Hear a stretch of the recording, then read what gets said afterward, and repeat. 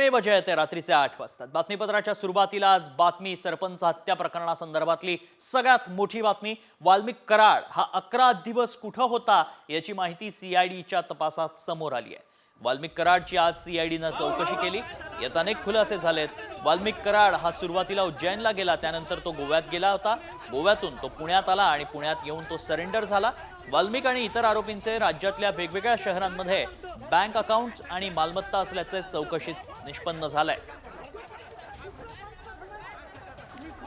वाल्मिक कराड कुठे होता? 9 तारीख जेव्हा उजाडली तेव्हा सरपंच संतोष देशमुखांची हत्या झाली। 10 तारखेला काय घडलं? वाल्मिक कराडवर केसमध्ये खंडणीचा गुन्हा दाखल करण्यात आला। 10 डिसेंबरलाच गुन्हा दाखल झाल्यानंतर सोशल मीडियाचा फोटो अपलोड झाले। 10 डिसेंबरलाच खंडणीचा गुन्हा दाखल झाला, त्यावेळी कराड सोबत पोलीस अंगरक्षक कायम होते। 15 डिसेंबर वाल्मिक कराडचे फेसबुक अकाउंटवर दररोज पोस्ट अपलोड होत होते। 11 डिसेंबरला उज्जैन महाकाल ज्योतिर्लिंग दर्शनाचा फोटो फेसबुकवर अपलोड झाल्याचं पाहायला मिळालं। 11 डिसेंबरलाच वाल्मिक सोबत उज्जैनला पोलीस अंगरक्षक देखील होता। 11 ते 30 या दरम्यान उज्जैन नंतर गोव्यात मुक्काम केला, त्यानंतर पुण्यात येऊन सीआयडी कडे तो सरेंडर झाला। सरपंच हत्येप्रकरणी सरकारकडून एसआयटी स्थापन करण्यात आली आणि यामुळे हत्येप्रकरणी तपासालाही वेग येणार आहे। पुण्याचे सीआयडीचे बसवराज तेली यांनी एसआयटीची मागणी केली होती। त्यानंतर आता सरकारनं 9 सदस्यांची एसआयटी स्थापन केली आहे।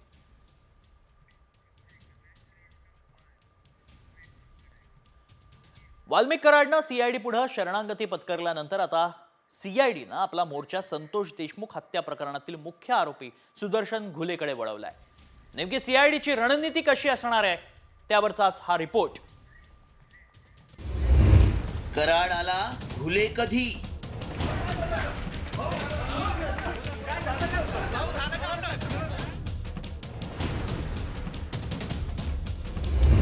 कराड नंतर सीआयडीच्या रडारवर घुले। सीआयडी आवळणार घुलेच्या मुसक्या।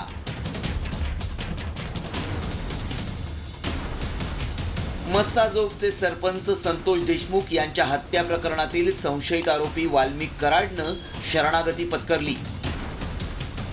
त्यानंतर सीआयडीनं तपासाची चक्र वेगानं फिरवत आपला मोर्चा सुदर्शन घुलेकडे वळवलाय। तर सुदर्शन घुलेच्या मुसक्या आवळण्यासाठी सीआयडीच्या पथकानं घुलेच्या टाकळी गावात तळ ठोकून घुलेची नाकाबंदी केली आहे। सीआयडी कडून घुलेचे कुटुंबीय आणि नातेवाईकांची कसून चौकशी केली जातीये। घुलेसह त्याचे साथीदार नातेवाईकांच्या संपर्कात आहेत का याचा शोध घेतला जातोय। घुलेच्या मागावर सीआयडीची विशेष पथकं रवाना करण्यात आली आहेत। सुदर्शन घुलेचा ठाव ठिकाणा माहिती करून घेण्यासाठी त्याबरोबरच घुले आणि कराडमध्ये काही संभाषण झालंय का, घुले हा वाल्मिक कराडच्या सांगण्यावरून खंडणी गोळा करायचा का, या प्रश्नांची उत्तरं मिळवण्यासाठी सीआयडीची मागणी मान्य करत केस कोर्टानं वाल्मिक कराडला 14 दिवसांची सीआयडी कोठडी सुनावली आहे। तर सीआयडीच्या तपासात फरार आरोपींबाबत धक्कादायक बाबी समोर आल्या आहेत। 2023 मध्ये सुदर्शन घुले कृष्णा आंधळेवर खुनाच्या प्रयत्नाचा गुन्हा दाखल झाला होता। धारूर पोलीस ठाण्यात घुले आणि आंधळेवर गुन्हे दाखल आहेत। घुले आणि आंधळेनं मिळून हत्येचा प्रयत्न केला होता। 2023 मध्ये घुलेला अटक झाली होती आणि आंधळे तेव्हापासून फरार आहे। सरपंच संतोष देशमुख यांच्या हत्या प्रकरणातील आरोपींच्या मालमत्तांवर टाच आणल्यानंतर कराडनं शरणागती पत्करली। मात्र आता सीआयडीनं घुलेच्या नातेवाईकांची चौकशी सुरू केल्यानं घुले शरणागती पत्करणार की सीआयडी फरार घुलेसह कृष्णा आंधळे आणि सुधीर सांगळेच्या मुसक्या आवळून या प्रकरणाचा छडा लावणार याचीच उत्सुकता आहे। ब्युरो रिपोर्ट, साम टीव्ही न्यूज, बीड। दरम्यान सरपंच संतोष देशमुखांचे बंधू धनंजय देशमुख यांनी आज सीआयडी कार्यालयात भेट दिली आहे। हत्येच्या तपासाबाबत सीआयडी कडून माहिती घेतली। सीआयडीच्या अधिकाऱ्यांसोबत तपासासंदर्भात काही महत्त्वाच्या मुद्द्यांवर चर्चाही झाल्याची माहिती त्यांनी दिली आहे। सीआयडीनं मला बोलावलेलं नाही, मात्र मी स्वतः माझ्या बाजूने काहीही कमी पडू नये यासाठी आल्याचं धनंजय देशमुखांनी सांगितलंय। मी स्वतः आलतो. मी परवा दिवशी पण स्वतः आलो होतो की तपास कुठपर्यंत चालू आहे, काय फॉलोअप घ्यायचं आहे माझ्यासाठी, मी काय करू शकतोय किंवा समजा त्यांनी काय काय केलेलं आहे सगळं ते मांडण्यासाठी मी परवा पण स्वतःहून आलो होतो, आत्ता पण आलो होतो. मला कोणीही बोलवलं नाही किंवा काही नाही. माझ्या जे काही रिक्वायरमेंट आहेत तपासण्यामध्ये मला असं वाटू नाही की मला ही माहिती नाही, त्यासाठी मी आलो होतो स्वतःहून आणि फॉलोअप घेतोय मी की कुठपर्यंत काम आलं आहे. दरम्यान सरपंच हत्येतील आरोपींना अटक करा या मागणीसाठी मस्साजोगच्या ग्रामस्थांनी जलसमाधी आंदोलन केलं होतं. मात्र आरोपींना लवकर पकडू असं आश्वासन दिल्यानंतर आंदोलन मागे घेण्यात आलं.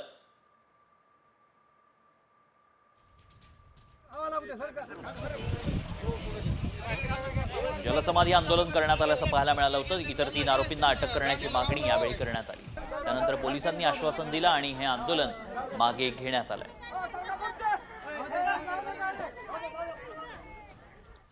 सरपंच संतोष देशमुख हत्या प्रकरणानंतर बीडच्या आकावर आरोप प्रत्यारोप सुरू झालेत. मात्र हा बीडचा आका कोण हे भाजप आमदार सुरेश धस यांनी स्पष्ट केलंय.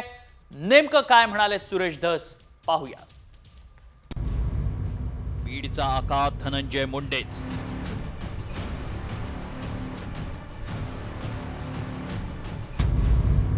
सामच्या मुलाखतीत धस यांचा दावा.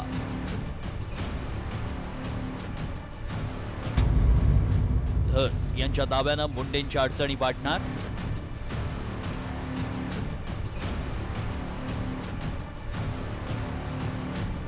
इन्व्हेस्टिगेशन मध्ये जर आकाचे आका आले तर नाव घेऊ ना. आका आणि त्यांचे आका यांच्यामध्ये द्वंद्व चालल्याने दिसतंय. सरपंच संतोष देशमुख हत्या प्रकरणात आमदार सुरेश धस यांच्याकडून वारंवार बीडच्या आकाचा उल्लेख केला जात होता. बीडचा आका कोण याबाबत धस यांनी कोणाचंही नाव घेतलं नव्हतं. आकाचे आका हे मंत्रिमंडळात असल्याचं सांगत धस मुंडेंवर अप्रत्यक्ष निशाणा साधत होते. मात्र पहिल्यांदाच साम टीव्हीच्या मुलाखतीत धस यांनी धनंजय मुंडे हे बीडचे मोठे आका असल्याचा उल्लेख करत खळबळ उडवून दिली आहे. छोटे आका म्हणजे वाल्मिकांना यांनी मोठ्या आकांना जर काही फोन बिन केले मोठे आका म्हणजे धनंजय मुंडे साहेब. एवढंच नाही तर वाल्मिक कराडांनी धनंजय मुंडेंना फोन केले असतील तर त्यांच्या अडचणी वाढणार असल्याचा इशाराही धस यांनी दिलाय. हे आकांनी जर मोठ्या आकाला फोन केला असेल आणि मोठ्या आकांनी जर आदेशित केलं असेल की असं करा किंवा तसं करा, ते आदेशित करतील असं मला वाटत नाही. पण समजा केलं असेल तर मग मोठे आका सुद्धा अडचणीत येऊ शकतात. सत्ताधारी आणि विरोधी पक्षाचे आमदारांकडून धनंजय मुंडेंच्या हकालपट्टीची मागणी जोर धरतीये. मात्र अजित पवारांच्या राष्ट्रवादीनं धनंजय मुंडेंचा बचाव केलाय. दबाव जरी असेल तर फडणवीस साहेब हे तसे खूप म्हणजे स्ट्रिक्ट आहेत. त्यांना दूरचा जवळचा महायुतीचा असं म्हणण्यापेक्षा जे दोषी असतील त्यांच्यावर ते ऍक्शन घेतील. परंतु निव्वळ रेटा आहे म्हणून ऍक्शन घेणं हे त्यांना आवडणार नाही असं मला वाटतं. सीआयडीनं वाल्मिक कराडला अटक केली आहे. त्यातच सत्ताधारी भाजपचे आमदार सुरेश धस यांनी कराड हे छोटे आका तर धनंजय मुंडे हे बीडचे मोठे आका असल्याचा उल्लेख केलाय. त्यामुळे कराडानंतर सीआयडी आपला मोर्चा मंत्री धनंजय मुंडेंकडे वळवणार का आणि मुंडेंची चौकशी करणार का याकडे राज्याचं आता लक्ष लागलंय. ब्युरो रिपोर्ट, साम टीव्ही. दरम्यान या प्रकरणी बावनकुळेंनी धसांना मात्र कानपिचक्या दिल्याचं पाहायला मिळालं. सुरेश धस यांना आधीही चंद्रकांत पाटलांनी देखील वक्तव्य करू नका असं म्हटलं होतं. पक्षाकडनंही त्यांना तंबी देण्यात आल्याचं पाहायला मिळालं होतं. आता पुन्हा बावनकुळेंनी त्यांना कानपिचक्या दिल्यात. काय म्हणालेत बावनकुळे पाहूया. सरकार काय काय त्या ठिकाणी म्हणजे एखाद्या तपासाबद्दल करताय हे माननीय आमदारांनी जाणून घेतलं पाहिजे. तपासात काही जर अजून ऍडिशन करायचे असतील, जोडायचं असेल तर माननीय मुख्यमंत्री किंवा मंत्री मोदी अशी बोललं पाहिजे. आणि त्यामुळे मीडियामध्ये बोलण्यापूर्वी माननीय मुख्यमंत्री आणि सरकारशी बोलून घेतलं तर मला वाटतं यातून चांगले मार्ग निघू शकतात. आपल्याला योग्य तपासी होऊ शकतं आणि ज्यांच्यावर अन्याय झाला त्यांना न्याय मिळू शकतो. मंत्री धनंजय मुंडेंबाबत सगळ्यात मोठी बातमी समोर येते, कारण धनंजय मुंडेंवर पक्षातलेच वरिष्ठ नेते नाराज असल्याची माहिती आहे. सरपंच संतोष देशमुख हत्या प्रकरणात धनंजय मुंडे यांच्या अगदी जवळच्या मानल्या जाणाऱ्या वाल्मिक कराडवर आरोप होत आहेत. मात्र हे प्रकरण धनंजय मुंडेंनी व्यवस्थित हाताळलं नसल्याचं वरिष्ठांचं मत आहे. या प्रकरणानं पक्षाची बदनामी होत असल्याची या नेत्यांची भावना आहे. मात्र मुंडेंच्या राजीनाम्याची मागणी होत असताना त्यावर कोणताही निर्णय घेण्यात आलेला नाही.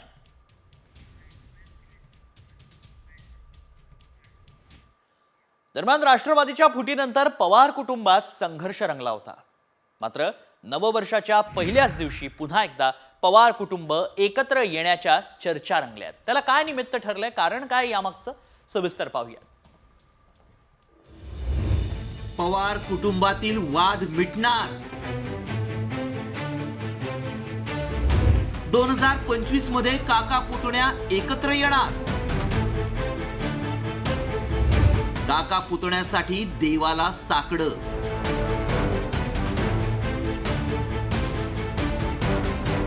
नववर्षाच्या पहिल्याच दिवशी पवार कुटुंब एकत्र येण्याच्या चर्चांनी जोर धरलाय.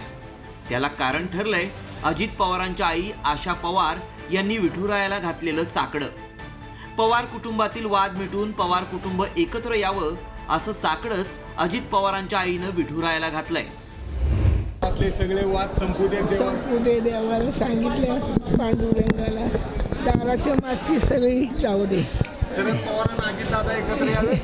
हो पांडुरंगाला ऐकणार. हो ऐकणार. दुसरीकडे अजित पवारांच्या राष्ट्रवादीचे मंत्री नरहरी झिरवळ यांनीही पवार कुटुंब एकत्र येण्याविषयी आशावाद व्यक्त केलाय. तर रामदास आठवलेंनीही पवारांना एनडीएत येण्यासाठी साथ घातली आहे.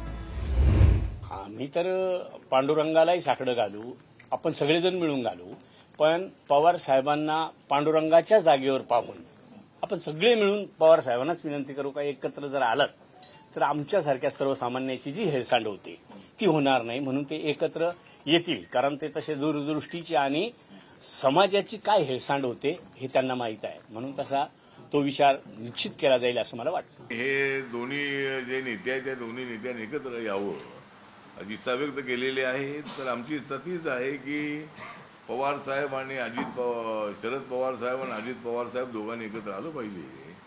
आणि मी अनेक वेळेला ही भूमिका मांडलेली आहे की पवार साहेबांनी एनडीए सोबत आलं पाहिजे. राष्ट्रवादीच्या फुटीनंतर पवार कुटुंबातही फूट पडल्याचं दिसून आलं. लोकसभा आणि विधानसभेतही पवार कुटुंबात संघर्ष दिसून आला. त्यानंतर पवार कुटुंबाचा पारंपरिक दिवाळी पाडवाही वेगवेगळा साजरा झाला. त्यामुळे पवार कुटुंबात कटुता निर्माण झाल्याची चर्चा रंगली आहे. मात्र विधानसभा निवडणुकीनंतर पवार कुटुंबातील महिलांनी कुटुंब एकत्र येण्यासाठी पुढाकार घेतलाय.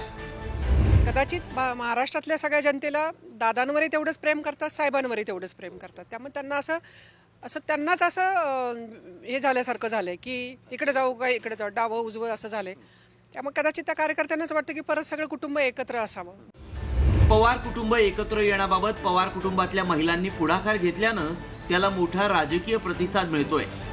त्यामुळे पवार कुटुंब एकत्र येण्यासाठी अजित पवारांच्या आईनं विठ्ठलाला घातलेलं साकडं विठुराया ऐकणार का आणि पवार कुटुंब एकत्र येणार का याकडे राज्याचं लक्ष लागलंय. मात्र पवार कुटुंब एकत्र आल्यास राज्यात मोठी उलथापालथ होण्याची शक्यता नाकारता येत नाही. ब्युरो रिपोर्ट, साम टीव्ही न्यूज. राजापूरचे विधानसभा मतदारसंघाचे माजी आमदार राजन साळवी शिवसेना ठाकरे गटाला रामराम करण्याच्या तयारीत असल्याची माहिती समोर येते. राजन साळवी यांनी ठाकरे गटाला सोडचिठ्ठी दिल्यास कोकणात ठाकरे गटाला मोठा धक्का बसण्याची शक्यता आहे. निवडणुकीनंतर वरिष्ठ नेत्यांनी दखल न घेतल्यानं राजन साळवी नाराज आहेत. भाजपच्या 12 तारखेला शिर्डी येथील मेळाव्यात साळवी पक्षप्रवेश करणार असल्याची माहिती सूत्रांकडून मिळते. मात्र ठाकरेंनी साळवींशी चर्चा केल्याची माहितीही मिळाली आहे. आता साळवी काय निर्णय घेतात हेच पाहायचं.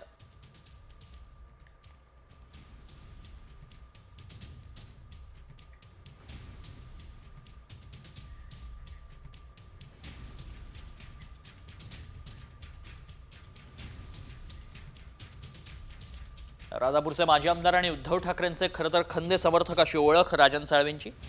राजापूर मतदारसंघातून सलग 3 वेळा ते शिवसेनेच्या तिकिटावर आमदार. 2024च्या निवडणुकीत वरिष्ठ नेत्यांनी दखल न घेतल्यानं ते नाराज झाले. कुटुंबाच्या मागे पुन्हा एसीबीचा ससेमिरा लागण्याची चिंता त्यांना सतावते. बेहिशेबी मालमत्ता जमवल्याचा आरोप याआधी 6 वेळा एसीबीकडून चौकशीही झाली आहे.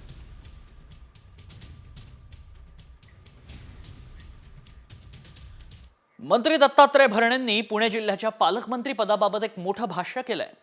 कोणी काहीही म्हणू द्या, पुण्याचा पालकमंत्री केवळ अजितदादा हेच असतील असं दत्तात्रय भरणेंनी म्हटलंय. काही दिवसांपूर्वी पुण्याच्या पालकमंत्री पदाबाबत मंत्री चंद्रकांत पाटलांनी सूचक भाष्य केलं होतं आणि त्यामुळे महायुतीमध्ये पालकमंत्री पदावरून रस्सीखेच सुरू असल्याची चर्चा रंगतीये. नाही, पालकमंत्री तर तुम्हाला मी सांगतो, कुणी काय म्हणू द्या, या जिल्ह्याचे पालकमंत्री अजितदादा पवार साहेबच होतील. लेट वगैरे अजिबात नाहीये. नवीन वर्षे थोडं काय गोष्टीमध्ये थोडं नेते मंडळी थोडे बाहेर आहेत, ते आल्यानंतर योग्य तो निर्णय होईल आणि या जिल्ह्याचे पालकमंत्री अजितदादा पवार साहेब होतील. तर दुसरीकडे रायगडच्या पालकमंत्री पदावरून रस्सीखेच सुरू असल्याचं वाटत नाही अशी प्रतिक्रिया मंत्री भरत गोगावले देत आहेत. मी सिनियर आमदार आहे, मंत्री आहे, त्यामुळे पालकमंत्री पद मलाच मिळेल अशी अपेक्षा गोगावले यांनी व्यक्त केली आहे. रस्सीखेच आहे असं काही वाटत नाही आहे. आता सिनियर मोस्ट मी आमदार आहेत, 3 आमदार आमचे आहेत, 3 भाजपचे आहेत, 1 राष्ट्रवादीचा आहे आणि त्या अनुषंगाने की मागच्या वेळेला ते जिल्हा आमच्याकडं होता आणि त्यावेळेला मी नव्हतो, पण ह्यावेळेला मी स्वतः आहे, त्याच्यामुळे ते मला मिळेल असं अपेक्षा आहे. पुढची बातमी. स्थानिक स्वराज्य संस्थांच्या निवडणुकीसाठी सज्ज रहा अशा सूचना राष्ट्रवादीचे प्रदेशाध्यक्ष जयंत पाटलांनी कार्यकर्त्यांना दिल्या आहेत. विधानसभा निवडणुकीनंतर पक्षातील लोक सोडून न गेल्यानं जयंत पाटलांनी समाधान व्यक्त केलं. नव्या वर्षात पुन्हा जोमानं कामाला लागण्याच्या सूचना कार्यकर्त्यांना त्यांनी दिल्या आहेत.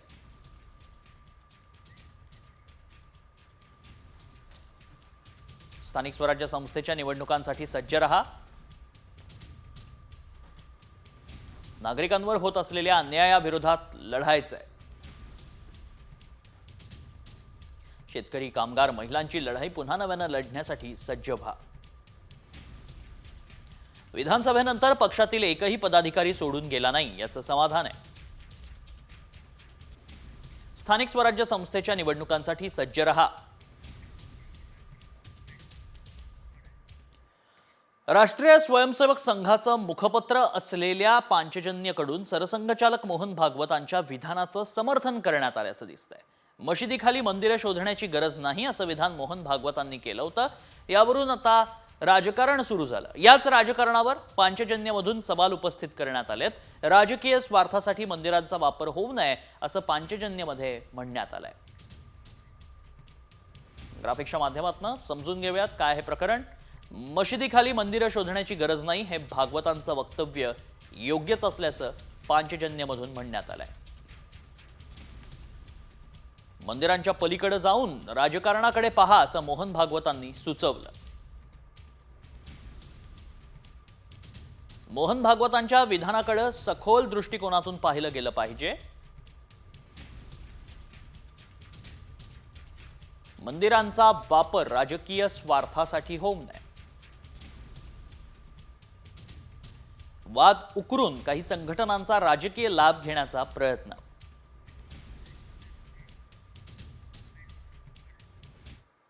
बातमी राज ठाकरेंसंदर्भातली. निवडणुकांनंतर मराठी माणसांविरोधात दंडेलशाही वाढली असून महिला अत्याचाराच्या घटनेतही वाढ झाल्याचं दिसतंय असं मनसे अध्यक्ष राज ठाकरेंनी म्हटलं. नवीन वर्षाच्या शुभेच्छा देताना राज ठाकरे राज्यातील विविध समस्यांवर भाष्य करतात.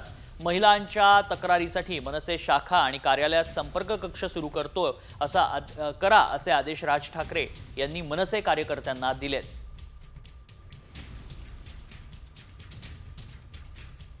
निवडणुकांनंतर मराठी माणसांविरोधात दंडेलशाही सुरू झाली आहे. मराठी माणसाचा केवळ मतदानासाठी वापर होतो हे अधोरेखित झालं. हिंदू माणसाच्या गळ्याला नख लावलं तर हिंदू म्हणून अंगावर येईन. महागाईनं लोक होरपळत आहेत. महिलांवर अत्याचार वाढलेत. महिलांच्या तक्रारी नोंदवून घेतल्या जात नसतील तर पाठपुरावा करा. तरीही काही होत नसेल तर हात मोकळे करून नराधमांना फोडून काढा.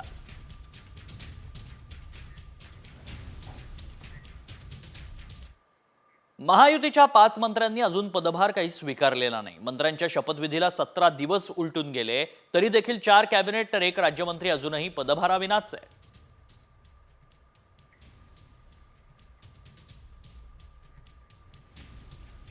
गुलाबराव पाटील पाणीपुरवठा मंत्री आहेत, त्यांनी पदभार स्वीकारलेला नाही. माधुरी मिसाळ सामाजिक न्याय मंत्री आहेत, राज्यमंत्री आहेत, त्यांनी देखील पदभार काही स्वीकारलेला नाही.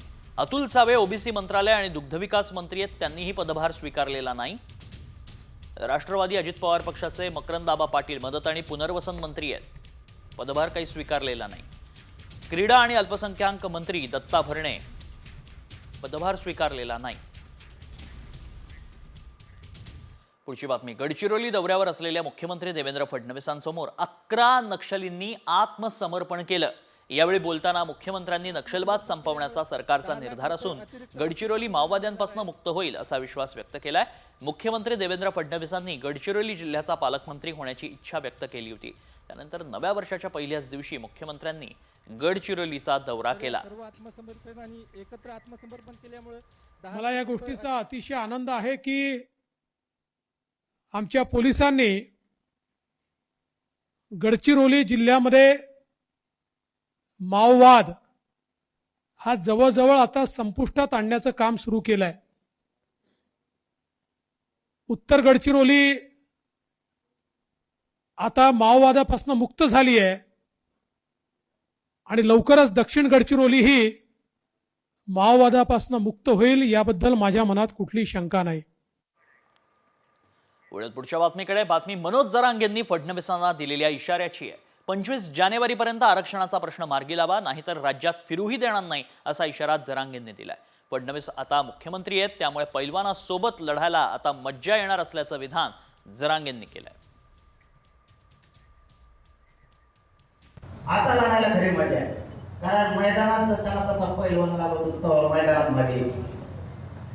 आता मराठ्यांना किती येड्यात काढते, मराठ्यांची किती फसवणूक करते, मराठ्यांविषयी किती आकस आहे का नाही, मराठ्यांविषयी त्याला द्वेष आहे का नाही, आता या 25 जानेवारीच्या लढाईत करणार. त्यांना जर मराठ्याचा द्वेष नसत, त्यांना जर मराठ्याचे लेकरं मोठे वाटत असतील तर 25 जानेवारीला मराठ्यांच्या आरक्षणाचा प्रश्न ते तातडीनं मागे काढतील. आणि जर त्यांच्या मनात द्वेष आणि आकाश मराठ्यांविषयी असलं तर ते काढणार नाही. आपण मात्र मग त्यांना राज्यात सुद्धा फिरून द्या.